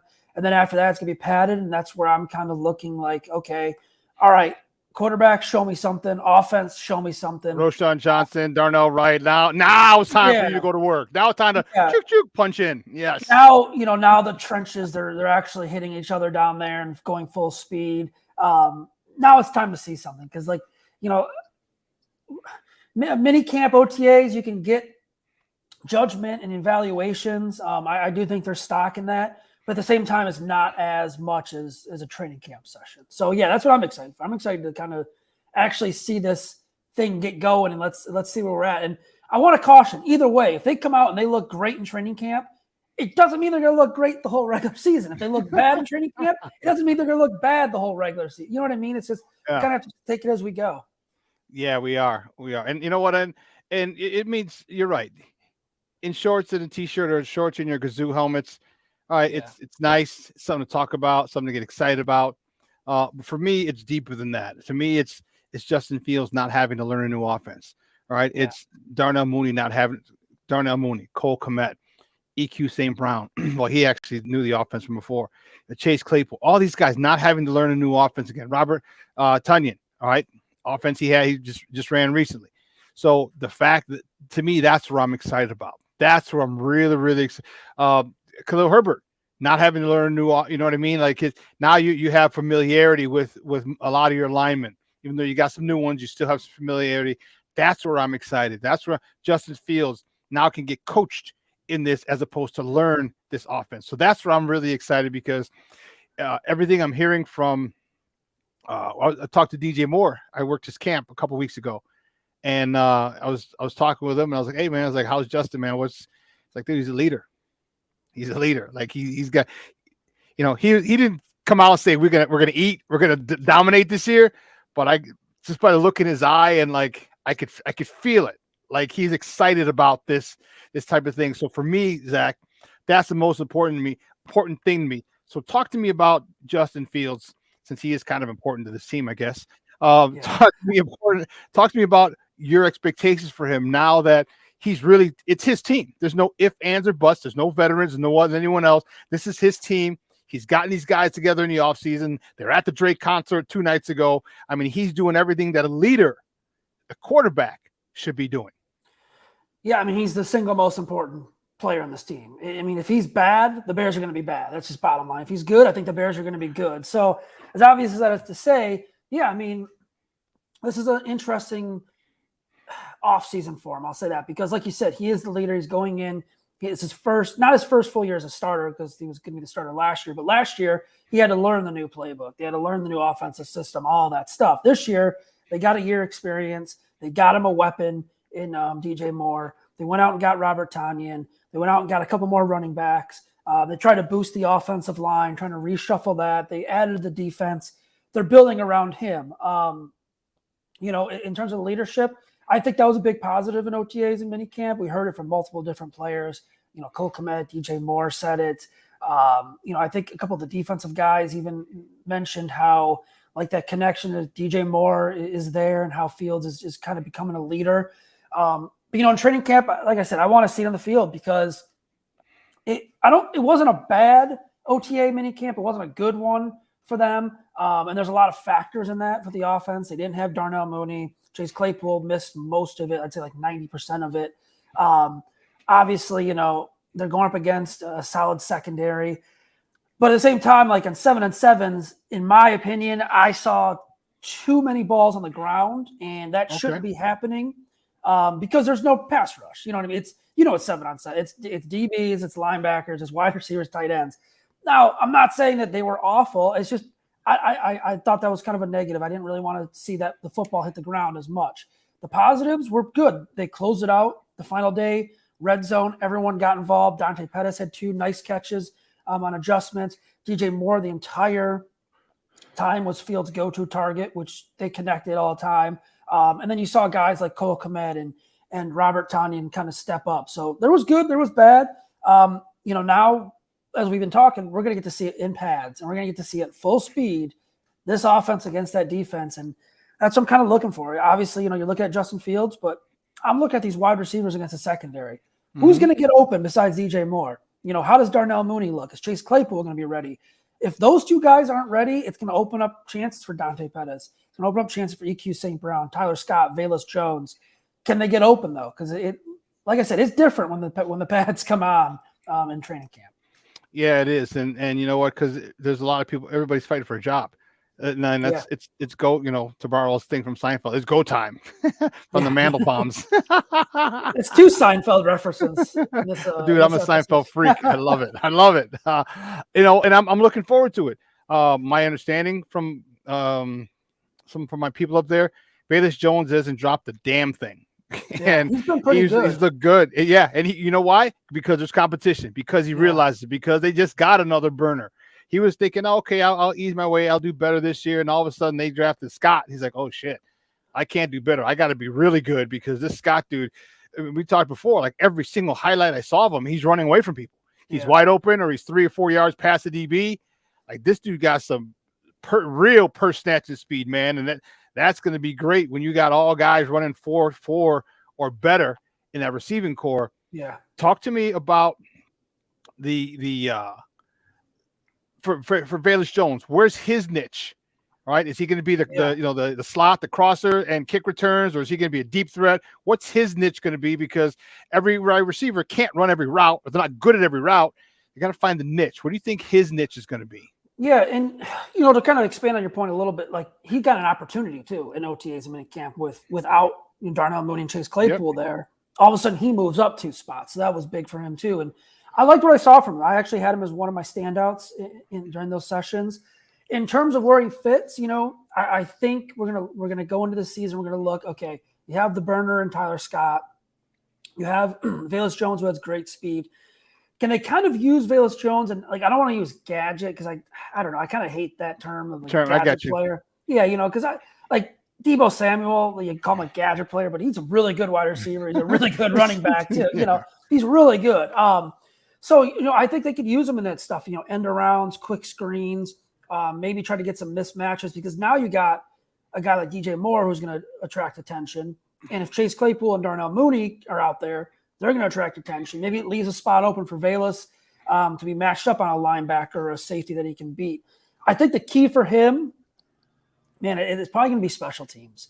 He's been working as a punt returner out there. I did not see him drop anything. I think he bobbled one in the limited practices we saw. Still caught it, but he's looked pretty good. Now, how many wide receivers are they going to carry? Is it going to come down to Dante Pettis, EQ St. Brown, and Velus? If it does, I think you would take the special teams factor in that. And I think that's probably where Velus and Dante Pettis would have the upper hand on someone like St. Brown. I think they can use him kind of as like a quote unquote weapon, in terms of let's get him into open space. Let's do some, quick routes for him. Maybe we'll open up some things deep down the field if we can get the matchup. Let's see what he's got on special teams. Maybe we'll line him up in the backfield a couple times. We just really don't know. But I think that's kind of his role is going to be that quote unquote, like I said, gadget type guy moving forward. And like you said, there's competition. They got a burner now in Tyler Scott. We also have to remember, Tyler Scott's still a rookie. It's not like he's going to come in right away and explode. I mean, if he did, it'd be great. It could happen, but it might take him some time too. So, yeah, I think Velus is in a better spot this year than where he was, last season. Guys, we're joined by Zach Pearson from BearReport.com talking Chicago Bears football right here on Shawn and Maya in the morning on Sports Zone Chicago. I would love to see Velus and Tyler Scott in the slots. All right, and then use the pick, rub route, whatever concept that you want to call it, that Green Bay is known for, the one that that kept getting, Randall Cobb and Jordy open all the time. Get those guys. The one that they never get called for penalties. Yeah, those that one exactly. Hey, more power to them. If you can get away with it, it's great. I mean, it kind of feels like to me the Bears have tried to do those things. It feels like every time they just get called for it for whatever reason. Yeah, but if they can get away with it, because now you got two guys. Because God help whoever's chasing those two guys. Yeah. I mean, remember last year I asked you, I said, how does Velus Jones' speed look out there? And you're like, oh, you could tell he's got another gear. Tyler Scott, same thing now. You said the same thing this year about that dude as well. Imagine those two guys going to rub route and one DB loses a step. Justin hits that joker in stride. Yeah, hit that sucker in stride. Guess what? Beep, beep. Help. That's what the DB is going to be saying. And that's a quick 10 to 20, maybe even 30 yards gain. That's what I want to see, that, with him on the offense. And you can just keep rotating him in. I like it. Talk to me about this offensive line. Now you got to see him in OTAs. Darnell Moore, again, I understand, Gazoo helmets and shorts, fine. Yeah. But how did that line look to you? Like, did it feel good to you with him, Nash, all right, white hair, Tevin Jenkins, and our guy Braxton Jones? Yeah, it's tough sometimes because, like I said, like you mentioned it, they're in the no pads and stuff like that. But at the same time, the defensive line is still rushing, and I think, excuse me, it was kind of a mixture of both. There was a couple of days where the offensive line, the defensive line definitely won the day in terms of the reps, 11-on-11s. I forgot the guy's name, former Alabama player. He had a big Terrell day. Lewis. Yes, Terrell Lewis. That's my guy, man. That's my key signing. Yes. He had a big day, and he beat Darnell Wright a couple of times, went right around him. That was a little concerning. I wouldn't panic, though. Like I said, we're going to see when the pads come on. If they're consistently getting beat out there, I'd worry. But I think this OTAs and minicamp was more of just, all right, let's put our unit out there. Let's see if they can gel. Let's get the communication going. It's important. I mean, not only blocking or anything but it's important to know who's next to you on that offensive line. You have to be comfortable with the guy next to you on the offensive line, especially with assignments and all that stuff. So I think that was important to kind of get that down. Nate Davis missed a couple practices, finally, showed up. That was good to get him back. I think they're going to be fine up the middle with Cody Whitehair. I don't have a problem with him at center. I think they'll just try it this year, see if it works. If not, they can replace him. My eyes is probably better to go with a veteran like that than throw in a rookie or someone without experience, especially if you're relying on Justin Fields a lot and things like that. But, obviously they invested money in the offensive line with Nate Davis on that right side. They invested a high draft pick in Darnell Wright on that right side. They moved Tevin Jenkins to the left. They're comfortable with Braxton Jones on the left. It's going to be interesting to see what the chemistry is like and how they are when those first padded practices come on. Because, let's be real. This defensive line last year really struggled. They were one of the worst defensive lines in football in terms of sacks, pressures, hurries. You could say they suck, Zach. You could say they suck. Yeah, they were bad. Now, they got a couple guys. But honestly, like if I were to ask you right now, what is the better unit? I think we'd both say offensive line at this point between the two. Mm-hmm. I think that's fair to say. I agree. Yes. Yeah. So if they're, but it doesn't mean that the defensive line could get better. And here's why. Exactly. They got a couple signings on Walker and Billings. Is it? Yeah, Billings. Yeah, Andrew Billings. All right. But then you also did the drafting of Yvonne Dexter and Zach with 2 C's, Pickens. All right. And then Trey, the kid out of Kennesaw State, Bell. You added some young, hungry players. And so as on paper right now, the offensive line, I would say, is better, but that might not hold up after training camp because you guys, the one thing that I liked about all the guys that they had, they are relentless. Yeah. They literally are freaking relentless. Like they are coming. Dude. They are coming. And like even my guy Noah Sewell, we'll talk about the linebackers in a second. Like Noah Sewell, man, he's that dude that he's not going to be the first dude to make the tackle. He's not that fast. but don't cut back one too many times because he's gonna ear hole your ass. And no, trust me, let me tell you, from 1 or 2 ear holes in my life, those are not fun. Those are not fun. Okay, so he's that dude coming. That you have to know. If someone has you tug once, tug twice, drop to the ground because somebody's coming. And that's what I like about this team is they are savages. I like that. They are savages toward the ball, and that's exciting.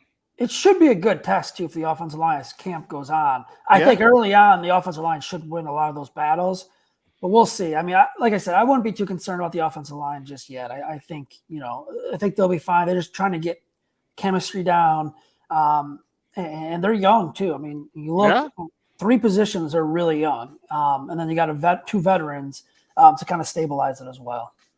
Yeah. So you mentioned Terrell Lewis. Dude, that excites me, dude. I like him a lot. I think that could be one of the biggest under the radar signings, not just for the Bears, but in football, because that dude was a stud coming out of Alabama. That's why he's a first round pick. He just injuries hampered him. Excuse me. And if he can get back to being healthy, I'm not putting him in the Richard Dent or Lawrence Taylor conversation. I'm just saying he's going to give us one hell of a nice pass rush, an upgraded pass rush off the edge, and that's going to be huge because I think we've done a good job of upgrading the middle. And again, not putting the interior with the purple people eaters or the 85 Bears by any stretch, but it's going to be better. And if you can't step up as a quarterback, you can't follow through because there's a helmet there, there's a 320-pound guy there. It alters your throws big time, and that's where the secondary comes in, who is probably the strength of the team. Not probably. Let me take that back. Who was the strength of the team last year, especially at the end. Talk to me about that group now with Tyreek Stevenson, with the kid out of Minnesota. Talk to me about that and how you think they're going to do this year with an upgraded, at least on paper, pass rush. Yeah, looking last year, that secondary is more of like the eye test. Like, okay, do you watch the games? Because the stats will say they probably weren't great, but you also have to look at the factors. Like the defensive line was getting no pressure at all up front, and quarterbacks had all day to throw. They went up against some really damn good wide receivers. At the same time, they held their own back there. I mean, there's a lot of talent in that secondary. I agree. I think it is their strength. I think looking at them, now you have Jalen Johnson on the outside. Tyler Gordon's going to move into the inside, which I think is actually his best fit. And then you have Tyreek Stevenson on the outside, who's probably going to win that job. I'd be shocked if, Kendall Vildor or Jalen Jones or anyone like that kind of beats him out. Right. And then you're getting Eddie Jackson back healthy. And we saw last year, it's a different Eddie Jackson. I think that speaks a lot to him getting back, busting his ass to get back. And get back on the field.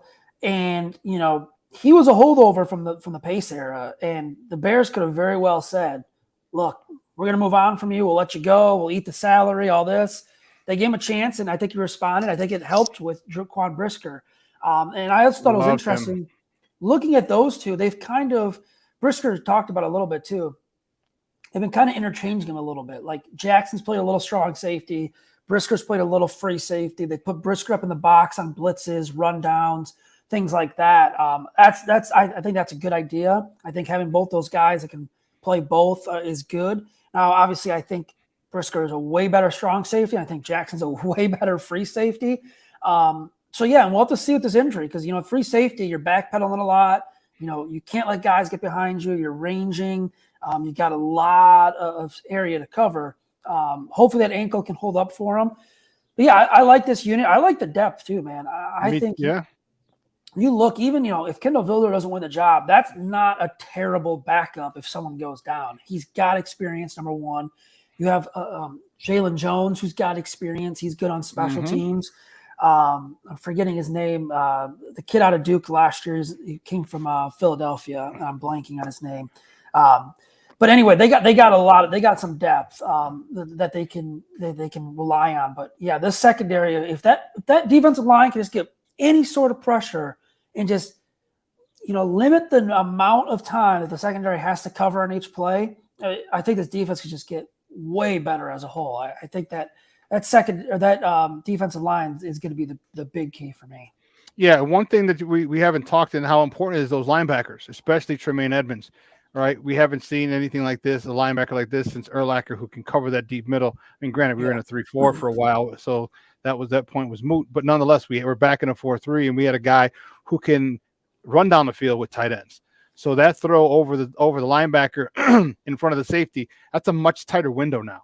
That's a much tighter window when you got a 6'5" guy who's long and athletic, and you're trying to fit that in over him, in front of Eddie Jackson, or in front of Jaquan Brisker. Dude, I wasn't even thinking about that. In front of Jaquan Brisker.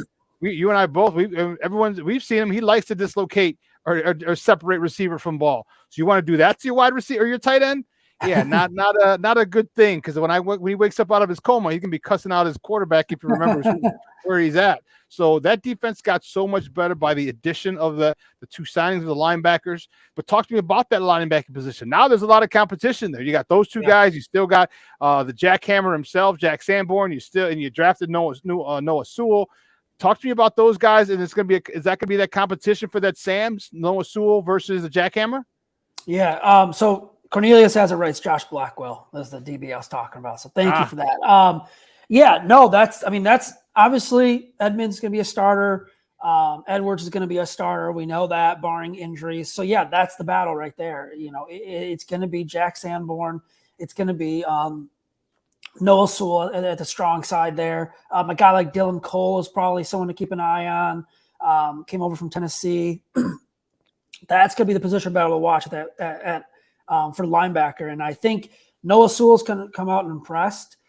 He's getting his chance with Jack Sanborn missing time. I don't know where Jack Sanborn's at with his rehab and recovery. He's been out there, not practicing. But he's out there with the team at least. Okay. So, yeah, I mean, I like what I've seen from Noah Sewell. I think, he's not the fastest guy. He probably could use some work and coverage. But he's kind of got that old school type mentality where, he's going to hit you.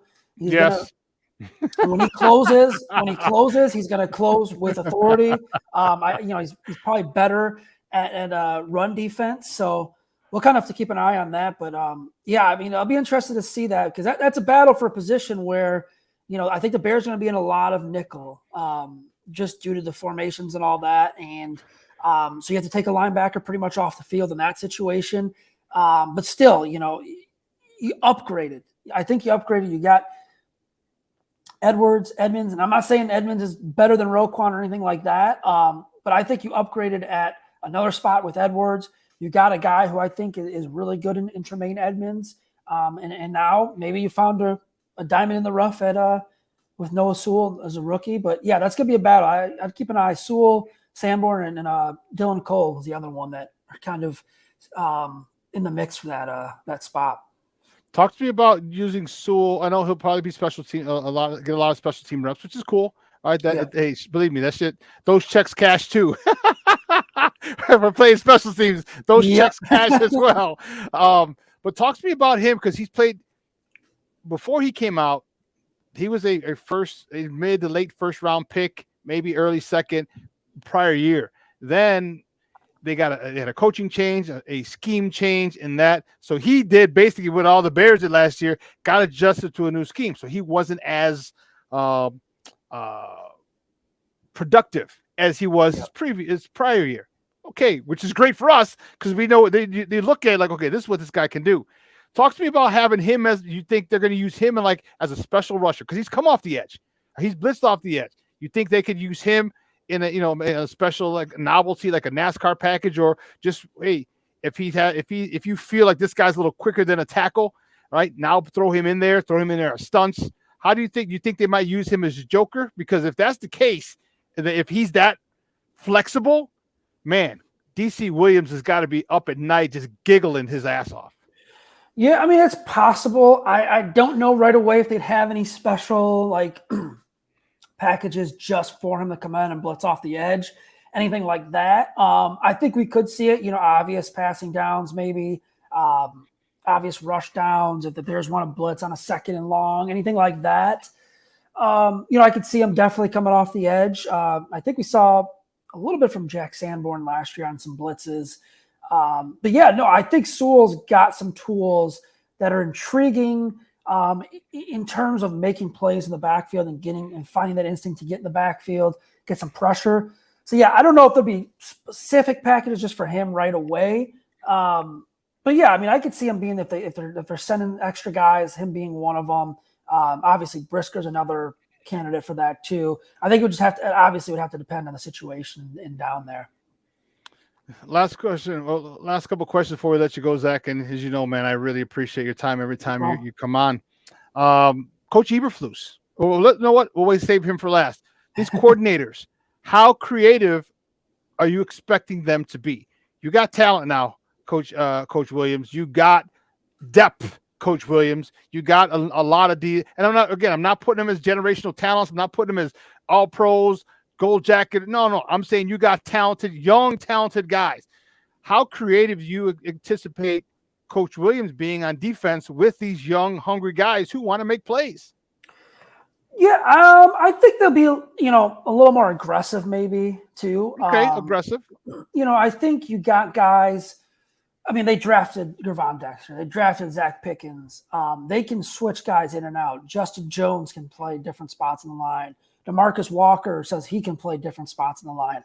I think that's where we'll see a lot of the aggressiveness, creativity there in terms of rotating guys in and out. We mentioned Andrew Billings, Terrell Lewis as well. We just got done talking about the linebackers. We didn't even talk Dominique. Yeah, no, Dominic Robinson, Travis Gibson too. So they got some guys they can be aggressive with, move around a little bit. And I think those guys can pretty much be interchangeable. Like I think Zach Pickens and Gervon Dexter could switch the different techniques if they needed to. So that'd be kind of something to keep an eye on. I think we're going to see a lot of different packages too. Like I think we're going to see, maybe one couple reps we'll see Dexter, Pickens, Jones, and Walker, and maybe another we'll see Dexter, Pickens, Gibson, Bill. We'll see a lot of different combinations out there. So I think more the defensive side, we'll see a little more aggressiveness, probably in the defensive line. I still don't think they're going to blitz a lot as much as try and get home with 4. Yeah, they're going to try and get home with 4. Maybe send a safety or linebacker off the edge, but I think there's going to be a lot in nickel too. I think that's going to be key as well. So Luke Getsy has tons of talent. How creative do you anticipate him being? Because now we talked about it earlier, you got a quarterback and most of the receivers who aren't having to learn this offense now. Yeah. They've learned it. They could be coached. They're actually working on it now. Everyone except Chase Claypool, but we'll mention that later. How creative do you think he's going to be? He's got some backup offensive linemen who are fighting for spots. You got Leatherwood. You got Gabe Huey, the kid out of Pitt. You still have the Tyree Carter. You've got a lot of linemen.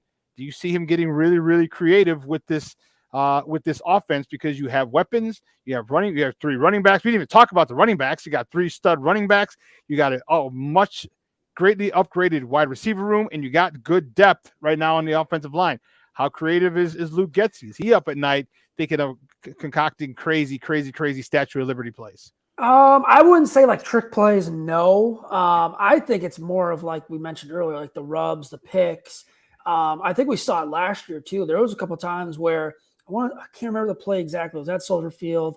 It was the Cole Kmet one. I forgot which game it was. It was Lions. Where he just came wide open, and that was a beautiful play. They got everyone pretty much where they needed to be. And Cole Kmet was just wide open, streaking down the field. It's probably one of the easiest touchdowns Justin Fields would have. I think more of that, trying to be creative in terms of getting mismatches and guys open is more what I would say. I wouldn't come out and expect just tons of trick plays or anything like that. Not yet, especially. I think they still want to be a run-first team in my eyes. They still want to be a outside zone run, get their guys on the edge. I think maybe, the getting players like Velus Jones, DJ Moore, Darnell Mooney, Tyler Scott into the open field are probably the most, or would be my creativity in that way. I just wouldn't expect a lot of trick plays, honestly, or anything like that.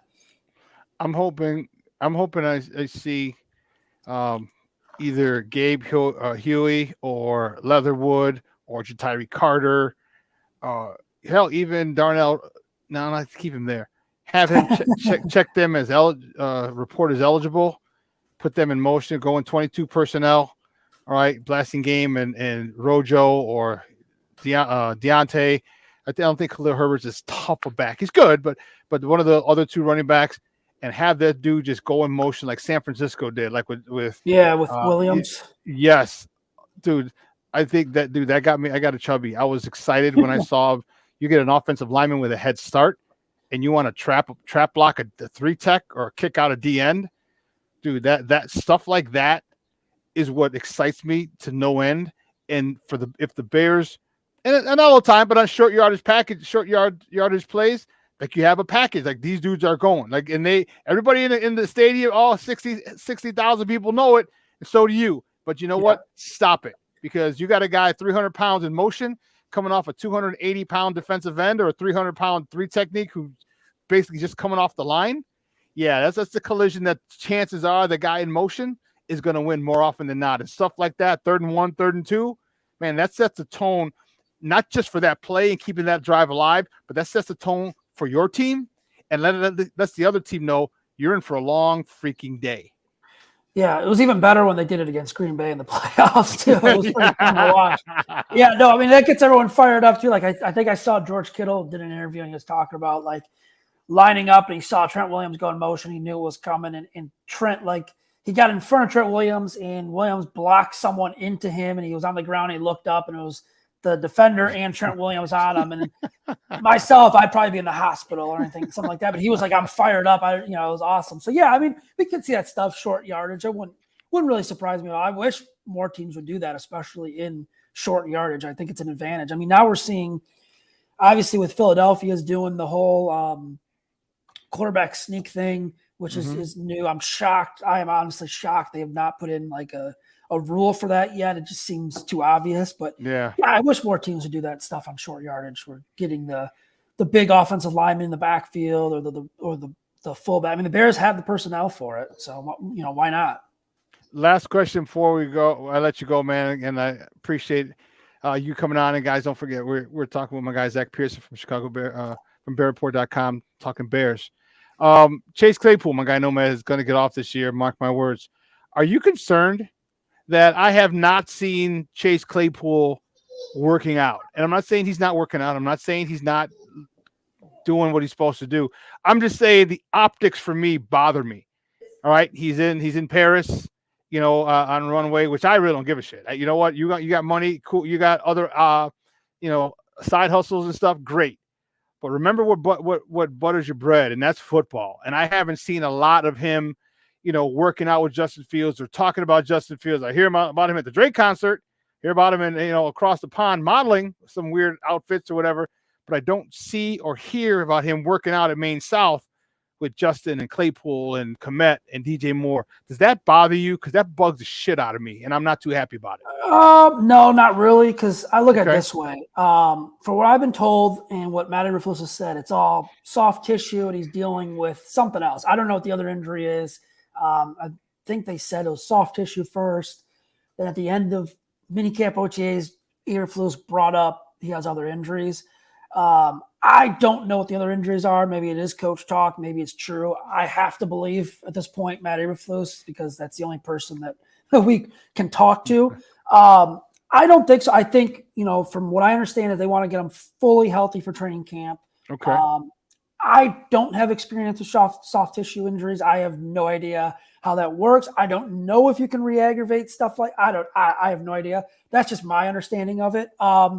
So no, I'm not too worried, because I think, when you look at the overseas stuff, I think so. You mentioned it was at the Drake. I didn't see them at the Drake concert. I didn't even know Drake was in town. Honestly. Yeah, I had no idea. I honestly had no idea. So no, but I do know Claypool was overseas, I think, for a month, and I know he was doing the Paris stuff, which was all over social media. But he was also over there, I think, for 2 weeks doing like football camps, because I think he did he's the I don't want to botch it. He's the Bears overseas ambassador or something. Like they pick a player every year to do that. Right. So I understand. I understand the overseas stuff. I don't know why he was on the Maine South practice field. I have no answer for that. I'm guessing that that came out the other day. I'm guessing that was the other day. It wasn't in the past. So yeah, to me, it doesn't bother me too much. Now, if he's missing time in training camp, I'd be a little worried because, okay, got to get healthy. You got to get on the field. We got to see you. You're in a contract year. So yeah, I know. But I mean, it's an interesting situation because, there's reports out. I think it was Waddle and Sylvie that, there's Bears are not happy with it. Yeah. There's reports that he is it's an interesting situation, to be honest. It really is. I don't know what to think of it, honestly. It's crazy. Dude, you're right, because Waddle and Sylvie talked about it, and then you get other reports and they're saying that they're happy with what he's doing. So, it's your guess is as good as mine. And I hope, and here's the reason it bothered me, Zach.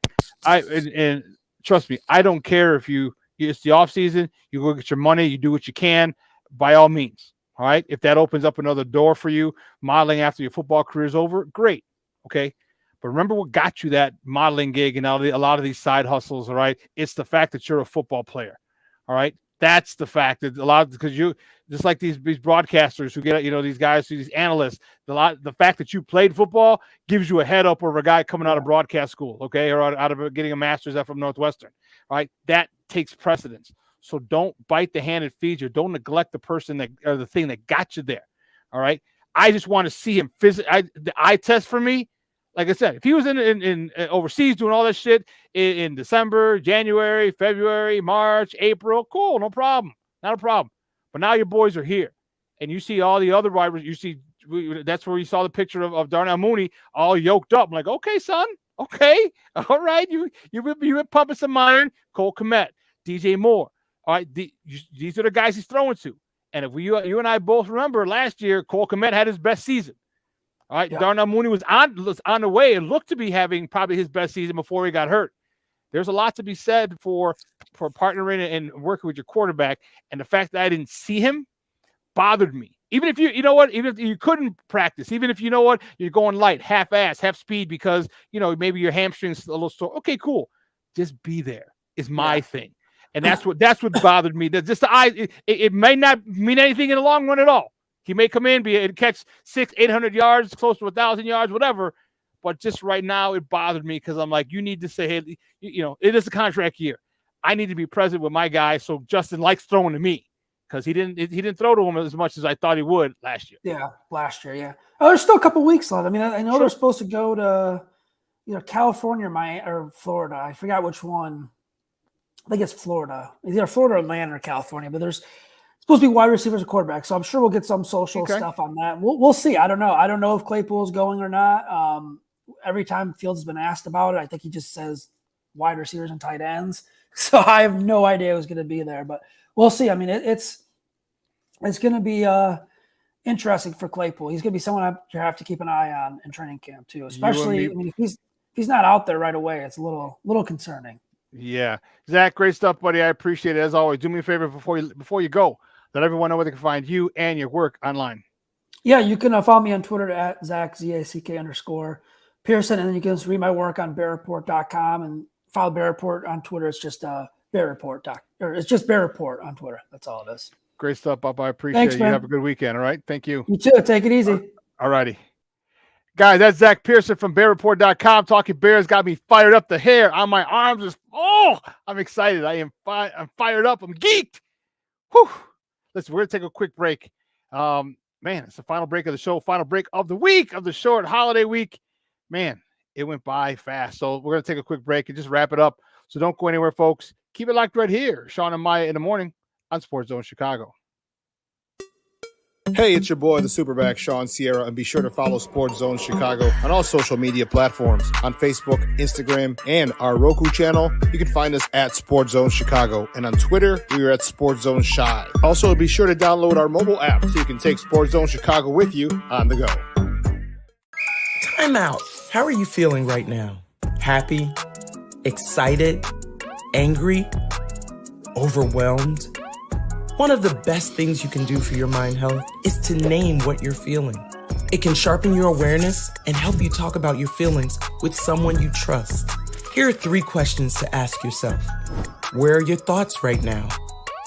In the past, the present, the future? Do you notice any sensations in your body? Is your heart beating fast? Is there a flutter in your stomach? Or are you fully relaxed? What do you need right now? Time with others? Time to yourself? Remember, there's power in this awareness. So find ways to identify what you're feeling today.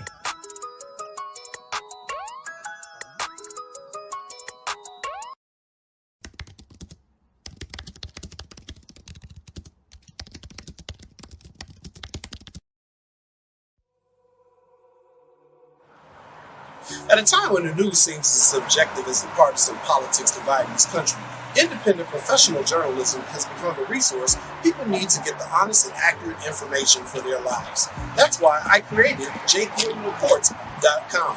As a born and raised Chicagoan, I know this city better than anyone. So my investigative stories are all original, and they'll go deeper to expose the truth by using information obtained from public information databases and in-depth interviews with the movers and shakers. My future stories will introduce you to people and businesses who are changing the world, not just Chicago. My missing person stories will spotlight those who you don't hear about in the mainstream media, who are often overlooked. If you want to hear my personal views on things around the world, check out my blog site, which is based off of factual information and my life experiences. There's also past episodes of my weekly sports podcast show, What's Up Cuz, that I host with my real-life cousin, Lance Urban. So if you're looking for all this information and more, check out jcoynereports.com and follow me on Twitter at jcoyne. Every day, we take steps to keep the people we love safe, but some health risks are easy to miss. Ticks hiding in the yard can spread germs, like the ones that cause Lyme disease. Mice searching for food can spread bacteria that makes us sick. Mosquitoes lay eggs in standing water and can spread West Nile virus and more. Cockroaches are drawn to water in the home, leaving behind allergens that can trigger asthma attacks. Common pests can threaten our health. Learn how to protect your family at pestworld.org.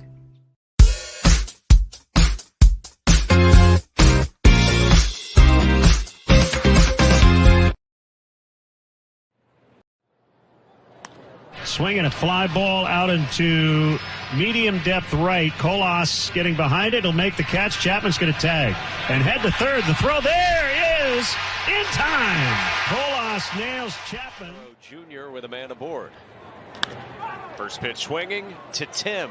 Jump throw. Remolart's turn, and it's two. Nicely done by T. And he swings and hits a deep drive to right. It is gone. Two-run homer, Eloy Jimenez. Well, they didn't tell him. Welcome back to Shawn and Maya in the morning at Sports Zone Chicago. Those clips courtesy of NBC Sports Chicago. I hit the wrong button. I was supposed to play the Cubs highlights for all my Cub fans because I know they'd be getting upset and shit. So, you know what? We'll give you a little something, Cub fans, just because I know you're upset. That's drilled center field. Going back is Weimer at the wall. And it's back into the field to play. Morrell into second. Rip to right. Fair ball into the corner. And that's going to score Morrell. Belly showing off the slug. He's into second. And it is 1-0 Cubs. Horner takes off. So does Happ. Double steal. And they're both safe. In the air, right field, well struck.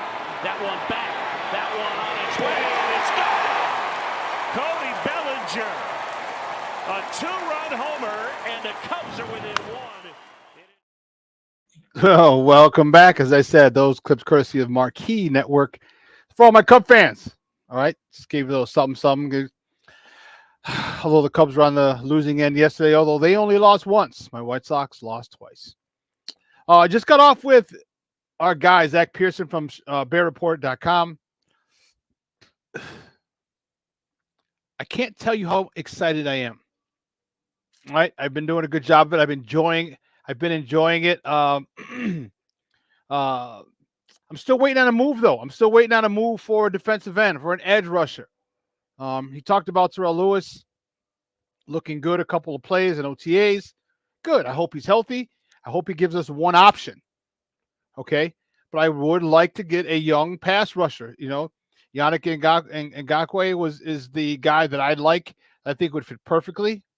But then again, so we had was it Abdul Muhammad last year? Okay, well, that didn't work out very, very, or as well as we would have liked. So there's a lot. Here's the thing: there's a lot of free agents out there. There are tons of free agents out there. Okay, and interesting that they're available. Okay, edge rushers, running back, Dalvin Cook and DeAndre Hopkins are still out there. Okay, so there's a lot of talented players.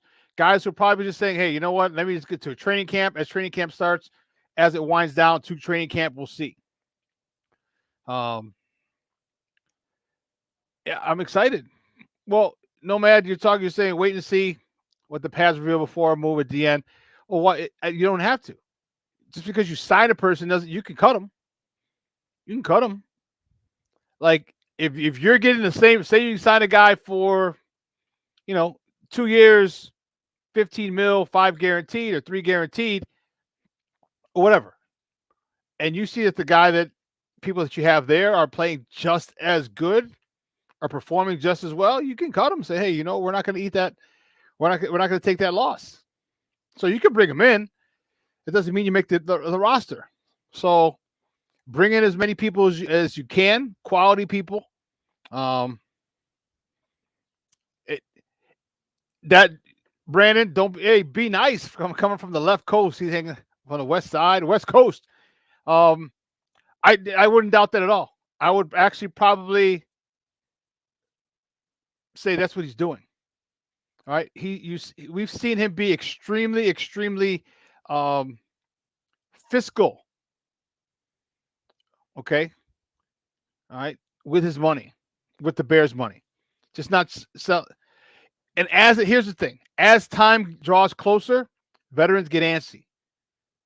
All right, I don't know if you guys are millionaires or not, but you have a lifestyle to lead. Okay. Warren Sapp said it best years ago. It was an interview with him, and it was a round table, him, Urlacher, and he was saying, every year, there's another mouth to feed. Every year. He goes, it could be another child, it could be a parent, it could be somebody else, but every year there's another mouth to feed. So you're going to have guys who need to start getting paid. And they say, hey, listen, maybe I'm not going to make $8 million. Maybe I can only make $4 million. I'll take the $4 million. So that doesn't surprise me at all, Brandon, if that's what he's doing. So good move on him, being patient, making everybody else sweat. Awesome. Oh, man. 2 hours has come and gone. I know usually we go – it's weird. Like I'm getting ready for Bears talk usually now, but because baseball season's here, it's just kind of slow with both teams being really, really horrible. Remember, that's why we cut it to 2 hours. So, man, I want to thank all my guys, Steve Weekly, for getting me all my clips. Elliot Baez, our executive producer, Clarence Council III, our social media guy, and my co-host in absentia, Maya Kai. Hope we entertained you and gave you a little bit of a break from reality. All right, we're going to take a little break, a 70-hour break. We had to take an extra hour. 70-hour break. We'll see you guys on Monday, same bat time, same bat channel, 9 a.m. to noon Central Standard Time. So for Steve, for Elliot, for Clarence, and for my girl Maya Kai, Shawn here, have a phenomenal weekend. Okay, it's going to be beautiful here in Chicago, a little cool, and perfect. All right, folks, have a great weekend. I'm out.